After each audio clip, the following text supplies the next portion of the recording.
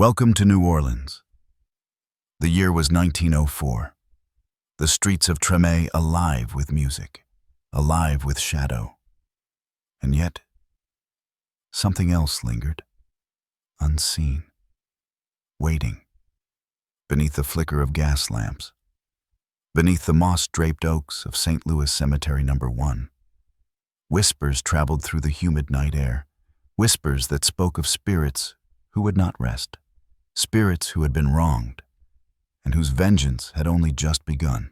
Before we begin, take a moment. Where are you listening from? Mark the time, feel the weight of that night, the unseen, the unknown, and ask yourself, would you have walked past the cemetery gates, knowing what might rise to meet you? In the darkness, in the silence, in the whisper of the spirits that had not yet found rest. Official reports from the city police noted unusual gatherings, scattered reports of candles burning in the dead of night, fires with no origin, yet no arrests, no explanation, names of the disappeared filed away as unknown. Yet those who lived in the alleys of Treme would tell a different story, that of a woman, a priestess, Mama Laveau, whose hands carried charms, whose chants carried warnings, whose presence could stir the very air and call forth the restless. Some say she walked along the levee that night, her white dress brushing the damp grass, a staff in her hand, her eyes fixed on the horizon, a low hum escaping her lips, a sound that carried across the river, across the rooftops, across the hearts of those who dared listen. Reports called it the wind. Newspapers called it nothing. Yet the people, they called it fear, reverence, and awe. The year was 1904. Summer draped its thick humidity over New Orleans. The French quarters shimmered with lantern light. Music spilled from doorways. Trumpets drums the low hum of strings vibrating through the narrow streets. But beyond the laughter, beyond the lively crowds, there existed another rhythm, a slower, heavier cadence, the heartbeat of a city carrying its secrets, its ghosts.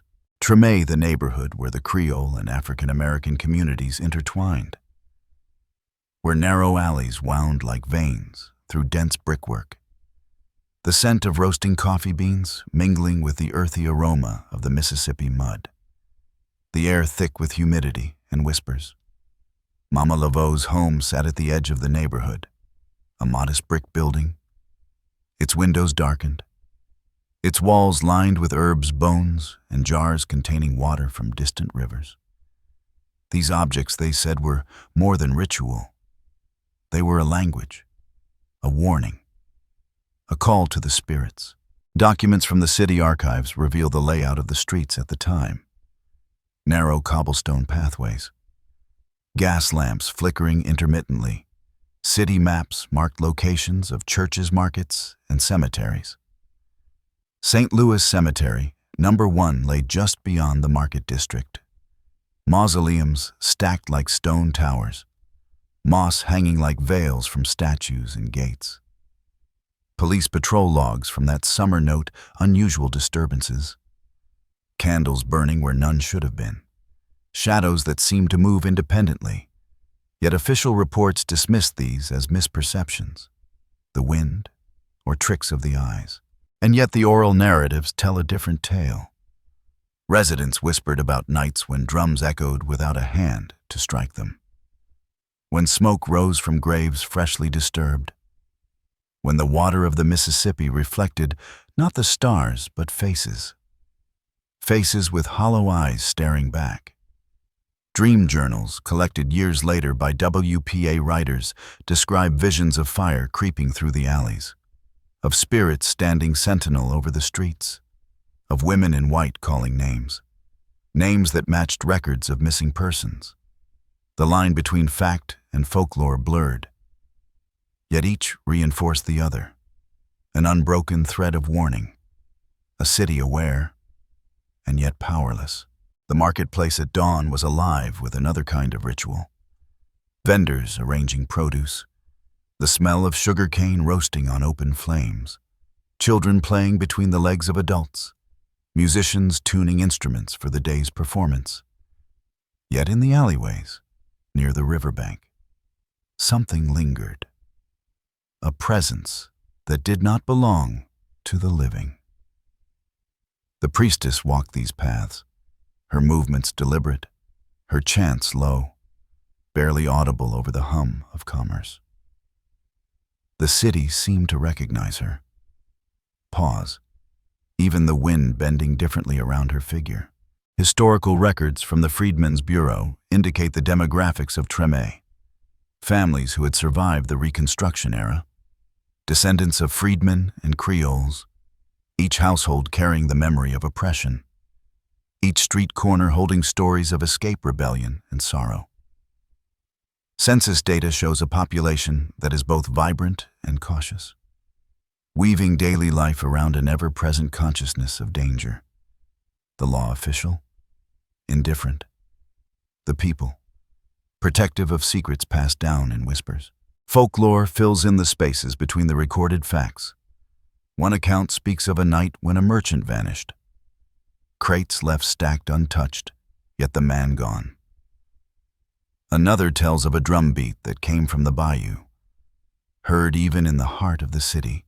Children spoke of shadows under the eaves, of eyes watching.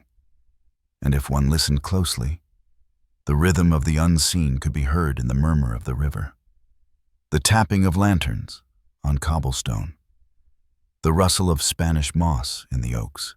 Even the cemeteries themselves were active in the memory of the city. St. Louis Cemetery, number 1, was more than a resting place. It was a stage, a boundary between the living and the dead. Mausoleums carved with names of families long gone, bones stacked within like secrets. Residents swore that on certain nights, figures could be seen wandering among the tombs, not fully corporeal, not fully imagined. A presence drawn by Mama Laveau's rituals, documented by WPA interviews decades later.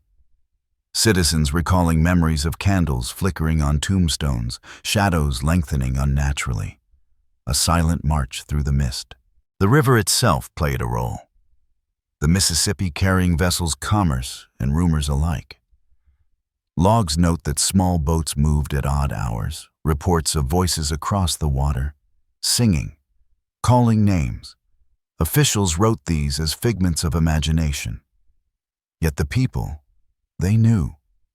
They remembered the tales passed down, about those lost on the river, about the night the spirits rose. Within this context, the city was alive, yet not merely alive. It was sentient, attentive. The rhythm of the streets, the sway of the trees, the hum of the river. Each responded to unseen energies. The priestess, the community, the missing, intertwined in a dance that had continued for generations. A choreography invisible to the uninitiated, yet undeniable to those who observed, who remembered. And so the stage was set. The backdrop of a city steeped in history, its people carrying legacies of resilience, of loss, of mysticism.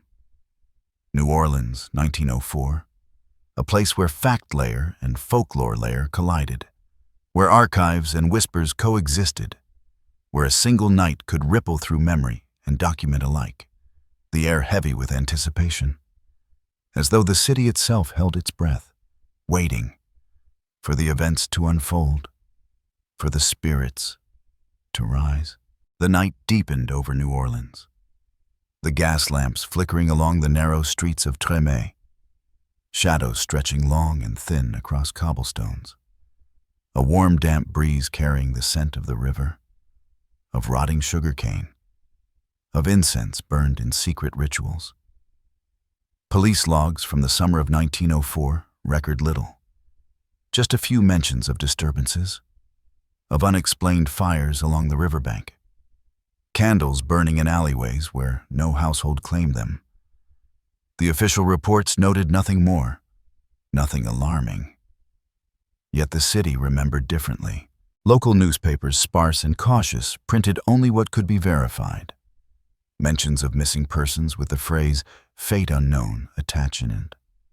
A ledger of absences, some traced to runaway slave descendants, others vanished without a trace. The Freedmen's Bureau, now decades past, Reconstruction kept meticulous records of property, households, and individuals.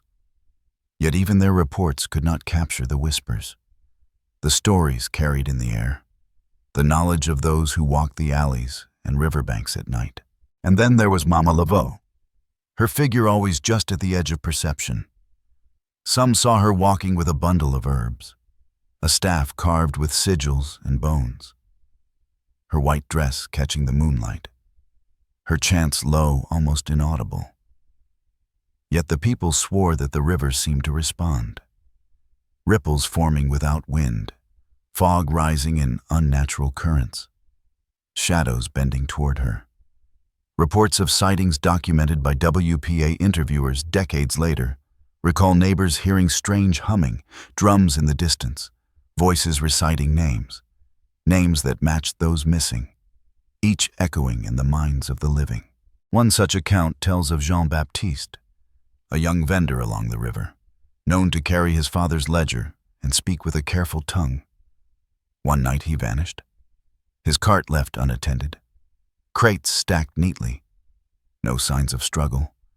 Police records mark it as another unknown disappearance. But the folklore remembers differently. Children whispered that Mama Laveau had been seen on the levee that night, chanting, calling forth the restless. Jean-Baptiste's mother later claimed to see his figure walking along the river in the mist, silent, distant, eyes fixed on the horizon. The ledger still clutched in hands, too pale to be living. Accounts of drums echoing through the city were frequent. Logs note that militia units stationed near the river reported disturbances. Doors rattling, shadows moving against the wind. Officers dismissed it. Wind rats, misperception. Yet residents insisted they heard the rhythm of the unseen, a pattern, a cadence that matched the songs of the past. Songs sung by slaves escaping under cover of night. Songs that carried warnings, instructions, and calls to action. The same rhythm now said to animate the spirits, and perhaps to guide Mama Laveau. The cemeteries themselves were alive in memory and legend.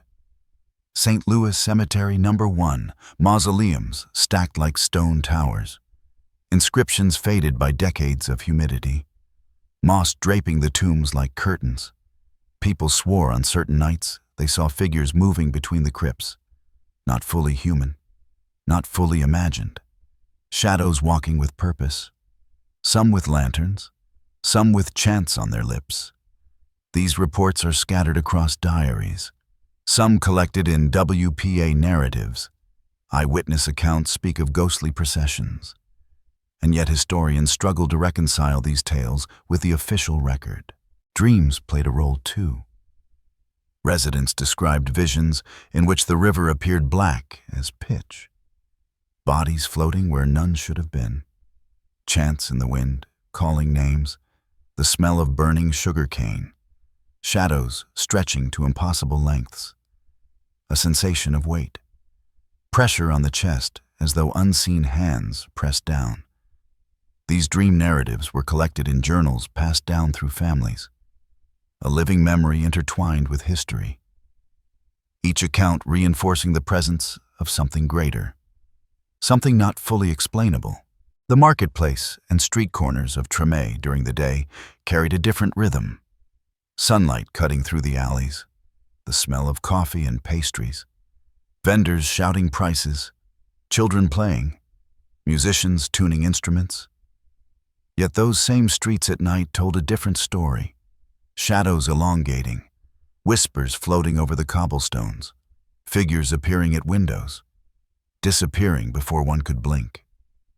Reports of candles burning in empty lots, jars of herbs strewn about, marks on the ground, strange symbols etched in chalk. Documentation is scarce, yet folklore keeps them alive. Residents spoke of nights when the hum of the river carried voices, sometimes calling names, sometimes singing songs from decades past. The rhythm of drums, an echo of what was, a warning, a message. Not all recognized it, not all believed. But those who did, those who listened, remember to this day, they spoke of a presence, not malicious, but vigilant, attentive, responsive to the chants of Mama Laveau, the one who bridged the living and the dead, the known and the unknown. Fact records from the summer note that certain households reported missing livestock, strange fires, unexplained footprints. Police documented these but offered no conclusion. Letters to editors expressed unease. Yet skepticism prevailed. Newspapers printed the events only as curiosities, anecdotes, isolated incidents. Folklore, however, kept the threads together, recounting the night when the veil was thin, when chants could summon the lost, when the spirits might walk, when a single woman's ritual could awaken the unseen. Even the children's games held echoes of the past. They spoke of shadow figures, of lanterns moving on their own, of strange chants in the wind. Some said they followed unseen along the streets, the children's laughter often masking fear, a living connection to events adults dared not acknowledge, and their memories, documented decades later, confirmed the persistence of a cultural consciousness, a memory of the night the spirits rose. Accounts of merchant disappearances continued. One man vanished, leaving a ledger open on a table.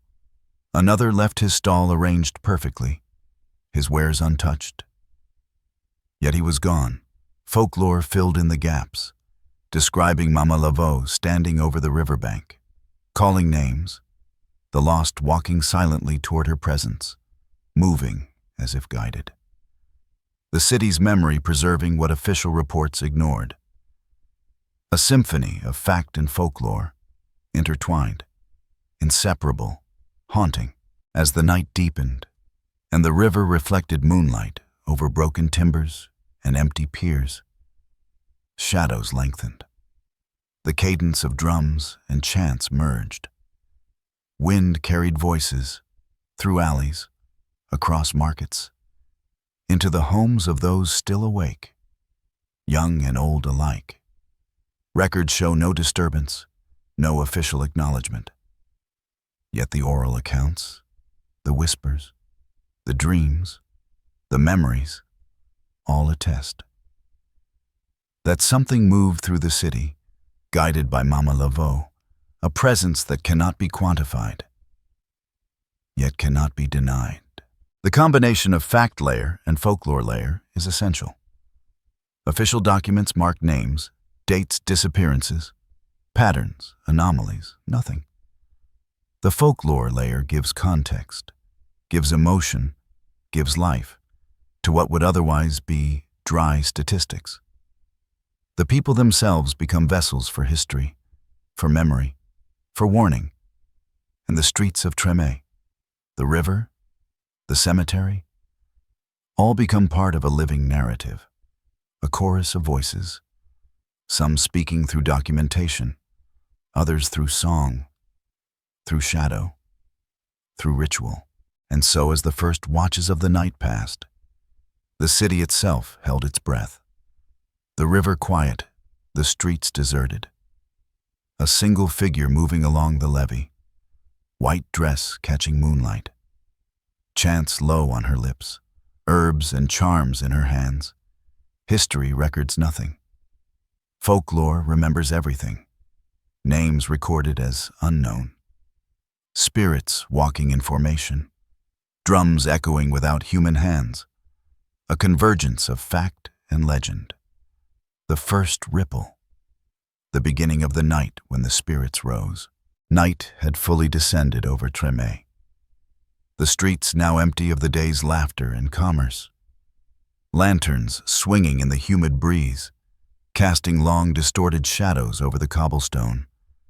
Every corner seemed to breathe, the city itself holding a secret, and every secret had its keeper. Mama Laveau moved quietly through the alleyways, her white dress brushing against the damp brick walls, staff in hand, a small bundle of herbs dangling from her wrist. The rhythm of her chant carried faintly on the wind. Reports from neighbors decades later described a humming, low and deliberate. The cadence almost like a heartbeat, yet not quite human. An echo of something older, something that had endured the river, the fires, the oppression. At the edge of the market, a young merchant named Marcel was preparing to close his stall, the day's catch of fruits and roasted peanuts neatly stacked. He glanced over the river, where the fog rolled in thick waves, and then he froze, the air thick with a presence he could not name. He remembered stories from his grandmother, tales of women in white, of drums, without drummers, of voices calling from beneath the earth. Yet he told himself it was imagination. Only the wind, only the river, only the night. Meanwhile, across the neighborhood, the LeBlanc family experienced a disturbance. The windows rattled, though no wind could be felt. Candles on the sill flickered violently.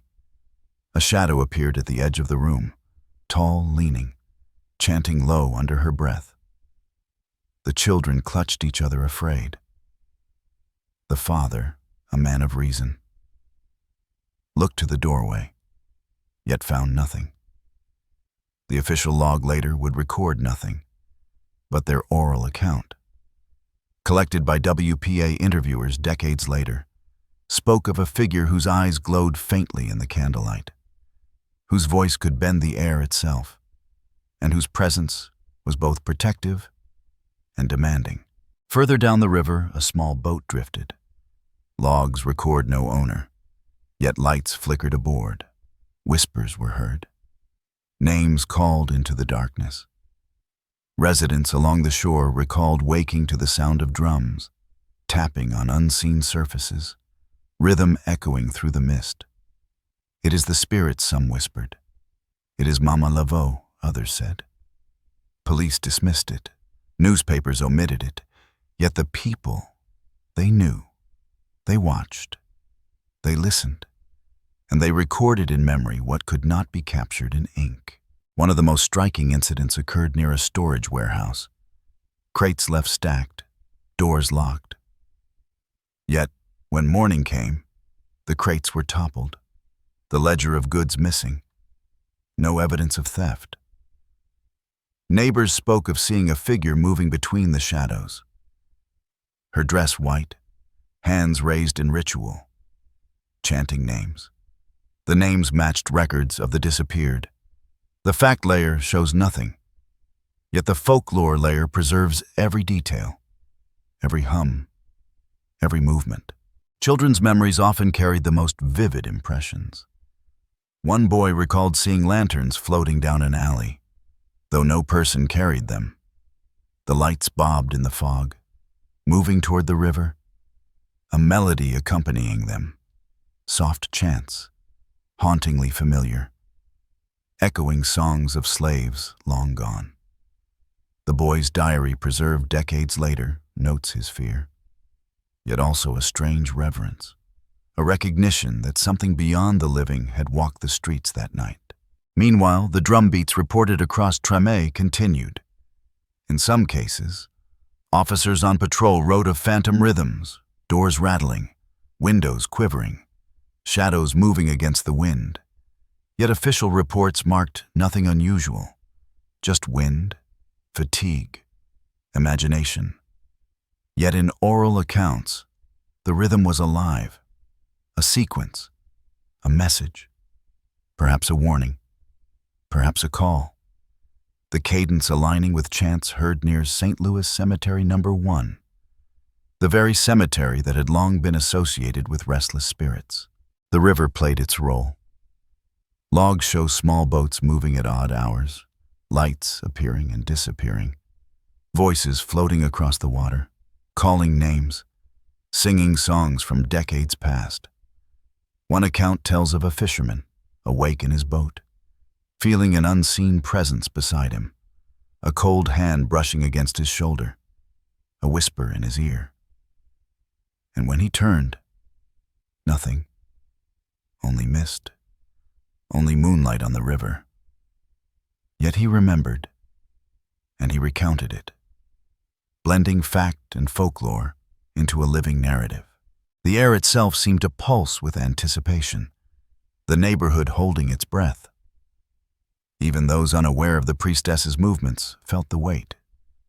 Shutters rattled, cats arched their backs, dogs whimpered in locked yards. Some who dared to walk the streets alone spoke of footsteps echoing beside them. Yet no one was there. The city had become a stage, with Mama Laveau at its center, conducting an unseen audience, each chant, each step, deliberate, purposeful. Residents spoke of fleeting shadows at the windows, glimpses of figures standing in doorways, appearing, then gone.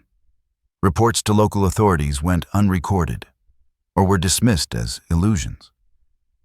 Yet the memory persisted. Journals, letters, and later WPA interviews document these nights in extraordinary detail. Names called, candles burning in impossible places, herbs scattered in patterns that defied explanation, the rhythm of unseen drums, all contributing to a night that blurred the lines between history and legend. By midnight, the disturbances had multiplied, lanterns flickering, shadows shifting, chants growing louder, a convergence of human and spectral presence, the city alive, but not alive in the way people understood. A network of streets, alleys, markets, riverbanks, cemeteries, all animated by an unseen hand, a presence that could neither be contained nor ignored. A ritual reaching its peak, guided by Mama Laveau, whose actions tied together all these threads, the first ripple becoming a wave, a rising tide. And in the moments when the city held still, when the wind died down, and even the river seemed to pause, some swore they could hear the names of the missing, carried softly on the breeze, faint chants blending with the murmur of water, a reminder that even in absence, even in disappearance, memory endures, folklore endures, the truth and the myth intertwined, inseparable, alive in the streets of Tremé, alive in the river, alive in the night. It was in these rising incidents, the human scenes intertwined with the spectral, that the city's narrative began to take shape. Each event, each disappearance, each whispered chant, a testament to a past that refused to be forgotten. And yet, the official records remain silent. Fact and folklore moving together, converging, escalating, toward a night that would not be easily dismissed. A night that would later be remembered as the night the spirits rose, as the hours of the night deepened. Tremé's streets seemed suspended between two worlds. The living moved cautiously. The dead, or something beyond the living, moved with purpose. Archives from the Freedmen's Bureau provide sparse documentation, property ledgers, census notes, occasional police reports of disturbances, yet they fail to capture the texture of the night, the nuance of the unseen, the rhythm of rituals that lingered in whispers. Records indicate unusual gatherings near the riverbank. Families reported missing livestock, odd lights flickering over warehouses, doors found open where they had been locked. The official explanation was always mundane. Misperception, wind, animals, human error.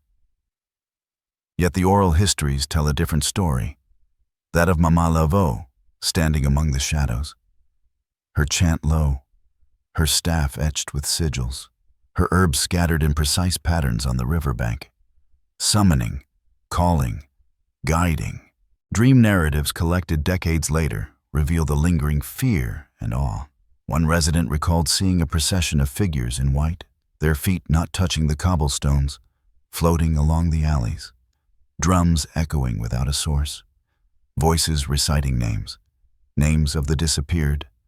Children and adults alike reported waking in terror, their dreams entwined with reality. The lines between what was seen and what was imagined blurred. Yet every detail held consistency, a testimony to the night's gravity. Meanwhile, the cemeteries themselves became stages of legend and ritual. St. Louis Cemetery, No. 1, held mausoleums of family after family, moss hanging thick, shadows bending in unnatural ways. Folk accounts describe lanterns moving between crypts, stones appearing displaced, herbs laid upon tombs in patterns, incense smoke curling in shapes that defied explanation. The presence of Mama Laveau invoked both fear and reverence. She was said to command attention, to draw spirits, to negotiate the liminal space between life and death. A report from a merchant preserved in a WPA interview describes leaving his stall in the early evening, returning hours later, goods untouched. Yet his ledger opened names and numbers rewritten, a cold wind blowing through the alley, shadows leaning just beyond the lamplight, and a whisper, so faint he almost did not hear it, his own name, and the name of a neighbor who had vanished weeks before.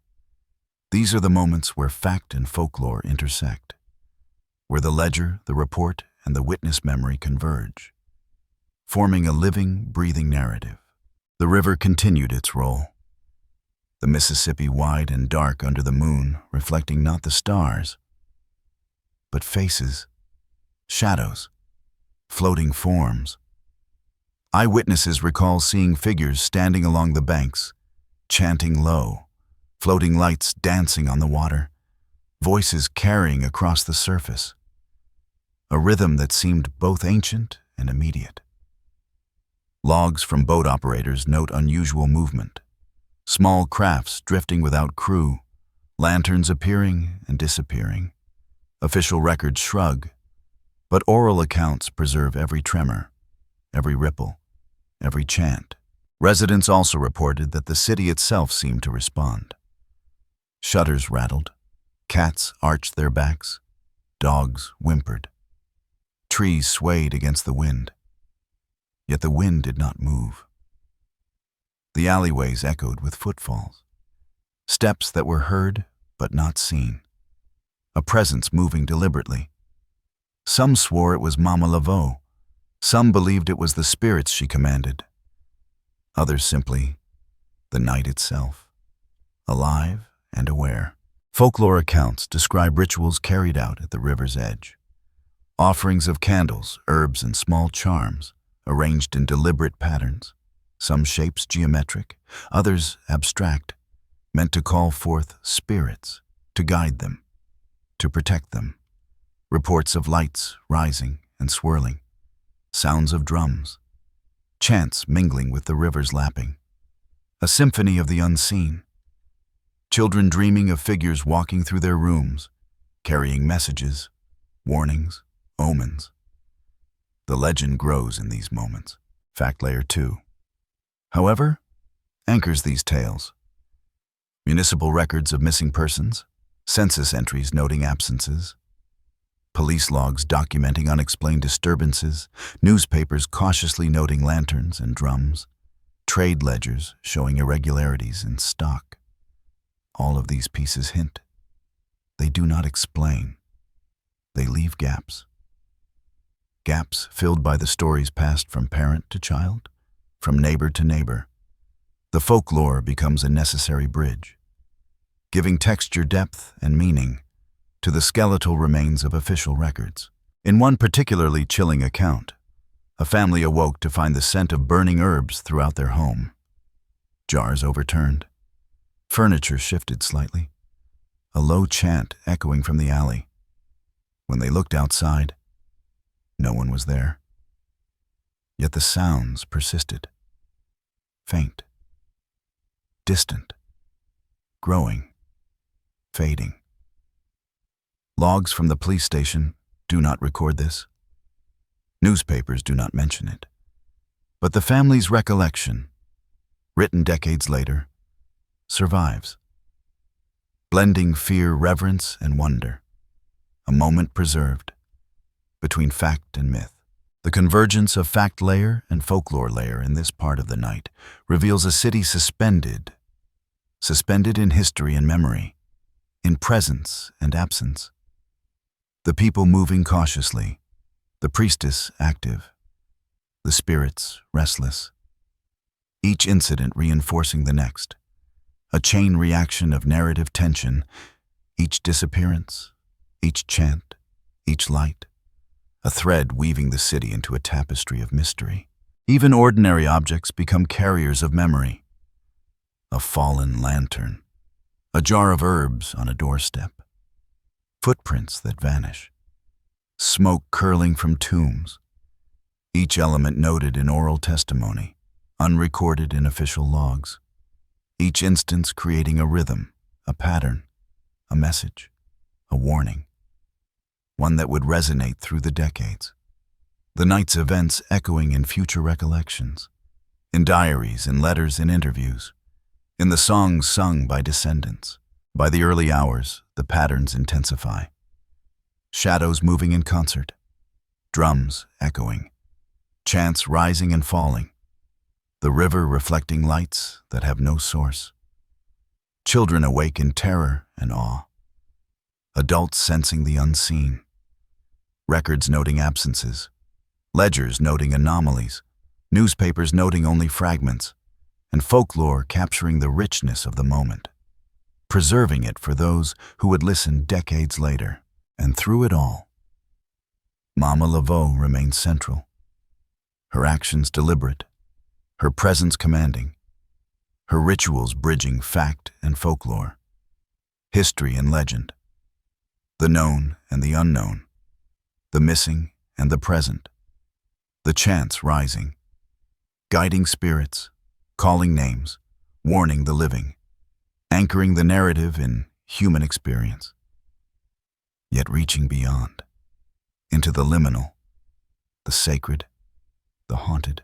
By the time dawn approaches, the city has shifted, the river quiet, the alleys empty, traces remain, herbs, candles, footprints, jars, patterns of ritual, the ledger open, names recorded, some found, some forever missing, the balance between fact and folklore maintained, yet forever uncertain, the echoes of the night lingering, awaiting those who would witness record and retell. The city held its breath as midnight approached. Tremé's streets silent, yet vibrating with unseen energy. The river glimmered under the pale moonlight, shadows stretching unnaturally, the fog curling between buildings like living smoke. Each alleyway, a corridor between the living and the spirits. The hum of distant drums reverberated through the neighborhood, low, deliberate, a cadence older than memory. Records from the city's archives describe nothing extraordinary, just the usual notes of patrols, streets checked, windows secured. Yet oral accounts tell of a different scene, figures moving along the levee, lanterns floating without hands, a procession of the vanished, the lost. Their names murmured in chants that carried across the Mississippi. Names recorded as unknown in ledgers, names repeated in whispers by the people who dared to listen. Mama Laveau, central to it all, moved with precision, her chants rising and falling, herbs scattering across the cobblestones. Water from distant rivers poured into jars. Flames from candles flickering in patterns that mirrored constellations. She was conducting a ritual bridging fact and folklore. The official reports mention nothing, but the rhythm of the city confirms it. The wind bending differently, the shadows aligning, the air dense with expectation. A young merchant, Jacques, later recounted decades after awoke in his shop. The scent of burning herbs filling the air.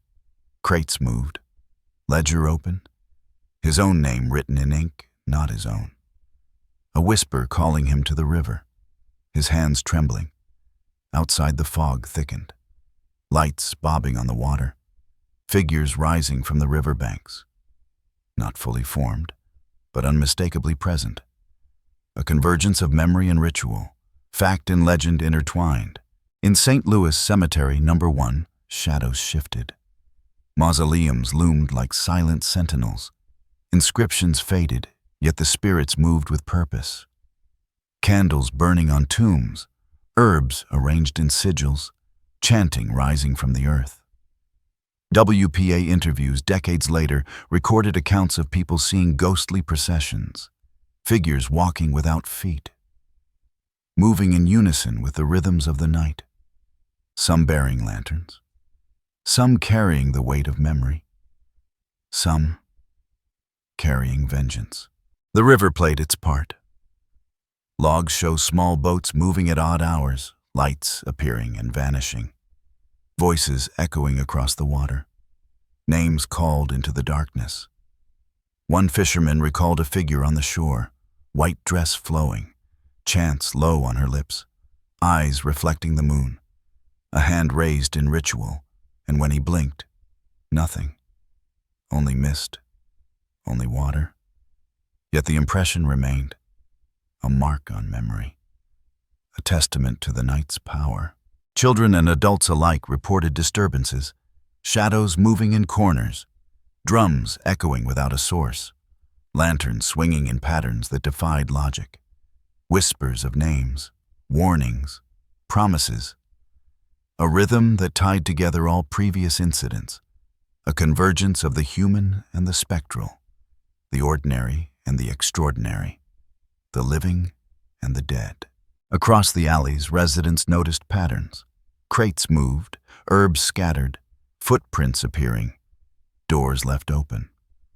A rhythm of disturbances forming a language, names repeated, chants guiding the lost, lights moving against the wind. Logs from police stations remain mundane, yet folklore preserved every flicker, every step, every murmur, connecting each incident into a single narrative. The crescendo of the night approaching, the air thickened. The cadence of drums and chants intensified. Lanterns bobbed in alleyways. Shadows leaned forward as if alive. The river mirrored lights that had no source. Figures emerged from tombs, moving along streets, floating above the cobblestones. Names murmured, called, repeated, each syllable carrying weight, pulling the city into a singular suspended moment. A night where the boundary between the living and the spirits blurred. And then, the ledger of the disappeared was found, scattered across the ground, ink smeared, names both present and missing, documented in the ledgers, yet not in reality. Whispers spoke the names aloud, chanting in the air, the city aware, yet helpless, watching, as the ritual reached its peak. A culmination of all previous nights, all previous disturbances, all previous disappearances. The convergence was undeniable. Facts and folklore entwined, shadows walking in unison, drums echoing a rhythm older than memory, lights floating without source, the river reflecting ghostly forms, children waking from dreams with fear and awe, adults sensing presences unseen, the city itself participating, the streets bending, the fog thickening, the wind still.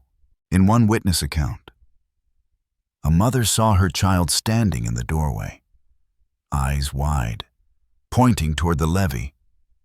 She followed, and for a moment, glimpsed figures moving along the shore, white dresses flowing, chants rising and falling, the child's voice echoing in harmony, the mother frozen. The figures disappeared, leaving only mist and memory, a mark of the night, indelible, impossible to erase. The rhythm of Mama Laveau's chants tied it together, a bridge between the documented and the imagined, the real and the spiritual. Each movement deliberate, each chant calculated, guiding the lost, protecting the living, commanding the attention of spirits, and ensuring that the night's events were recorded, not in ink alone, but in memory and song and whispered stories. By the early hours of dawn, the disturbances began to wane, shadows retreating, lanterns extinguished, the river calm once more, streets empty, the city itself seeming to exhale. Traces remained, footprints, candles, herbs, ledgers, memories etched into the consciousness of those who had witnessed, or dreamed, or imagined. The convergence of fact and folklore, culminating in a night that would be remembered. The deep bridge is clear. The night reached its zenith, a climax where the human, the spectral, and the ritual intersected. Names called, chants rising, spirits moving in formation, shadows aligning, the river reflecting not stars, but faces, each element intertwined, a living tapestry of the city, a testimony to the power of ritual memory and the unseen. The night when the spirits truly rose, the city awoke to a fragile dawn. The fog lifting slowly over Treme, lanterns extinguished, streets empty, the river calm. Yet a trace remained, a residue of the night that had passed. Traces of ritual, candles burned low, herbs scattered, ledgers open, footprints fading into cobblestones, the echoes of chants lingering in the air, felt by those who listened. Residents recounted the events, some with fear, some with reverence. Children described glimpses of figures in white. Adults remembered drums without hands, whispers calling names. Yet the official records, municipal logs, police reports, newspapers, recorded nothing, left gaps, blanks, absences, unknown written beside names. The city archives silent where the memory spoke loudly. Decades later, WPA interviews and oral histories preserved fragments of that night. Stories of Mama Laveau, her rituals, the spirits she guided, the disappeared who were never found, the rhythm of drums echoing across river and alley, a presence that refused to be ignored. Her chants a bridge between the living and the unseen, between fact and folklore, teaching the city to remember even when history tried to forget. The cemeteries remained. St. Louis Cemetery, Number 1, mausoleums standing like silent sentinels, moss hanging thick, shadows stretching long in the evening. Locals whispered of lanterns moving among tombs, figures walking without feet, incense curling in shapes, patterns etched into memory. A ritual that had occurred once, yet continued in remembrance, in song, in fear, in awe. Songs, spirituals, and chants passed down through generations, carrying fragments of the night, melodies whispered by descendants, stories shared quietly on riverbanks, in alleyways, in the safety of homes. The night's events became a living memory, part of a cultural consciousness, a reminder that what is unseen is not always absent, that spirits of the past can shape the present, that stories preserve truth even when documentation fails. Historians returning to archives often encounter frustration, ledgers incomplete, reports lacking clarity. Yet oral traditions remain, vivid, compelling, alive. They speak of events that defy full explanation, the convergence of fact and folklore, the night when the city itself seemed to bend, to acknowledge, to participate. In a ritual unseen by those outside, the river carries memory still, reflections of light and shadow, whispers of names, echoes of chants. The tide rolling past forgotten docks, traces of boats moving without crew, lanterns bobbing as if in response to some unseen hand. The night did not end. It transformed, leaving its mark, subtle, yet undeniable. Children's stories preserve both wonder and caution. They speak of eyes in the dark, shadows moving along walls, drums echoing in dreams, the rhythm of spirits walking, teaching respect, teaching memory, teaching that some truths cannot be fully captured by ink or logbooks, only by observation, by listening, by remembering. And the city itself, the streets, the river, the alleys, the cemeteries, bears witness. The fog, the moss, the wind, the sound of water, all reminders that the events of that night were real, and yet not fully explainable. The night remains, suspended in the collective memory of Treme, of New Orleans, of those who came after. Mama Laveau's presence lingers, in story and song, in shadow and light, teaching that power lies not just in action, but in remembrance, that history is never silent, that spirits, whether human or beyond, continue to shape the world. The night of 1904, the chants, the shadows, the river, alive in echoes, carrying lessons of reverence, fear, and awe. So now, as we leave the streets of Treme behind, consider what remains: the candles, the herbs, the footprints, the names, the chants, the river, the shadows. History may forget, but memory remembers. The city whispers, and the spirits, they endure. You have just witnessed a chapter of history. A night when the boundary between the living and the unseen blurred.